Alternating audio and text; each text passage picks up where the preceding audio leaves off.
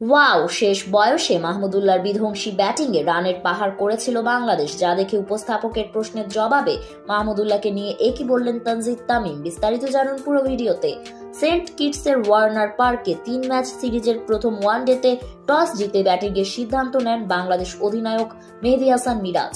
তবে অবশ্য সিদ্ধান্তটা ভালোই নিয়েছিলেন মেহেদী মিরাজ, তবে ওপেনিংয়ে অবশ্য একটু সমস্যা রয়েই গেল। সৌম্য সরকার 19 রান করে আউট হলে লিটন যেন একটু বেশি তাড়াহুড়ো করে ফেললেন। 7 বলে 2 রান করে আউট হয়ে যান লিটনও।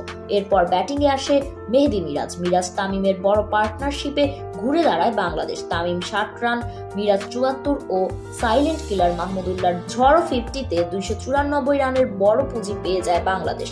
আর জাকের আলী 50 না পাওয়ায় আক্ষেপ নিয়ে 48 রান করে মাঠ ছাড়েন। প্রথম ইনিংস শেষে উপস্থাপকের প্রশ্নের জবাবে মজা করে তামিম বলেন, রিয়াদ ভাই বুড়ো বয়সে এসেও 50 মারে।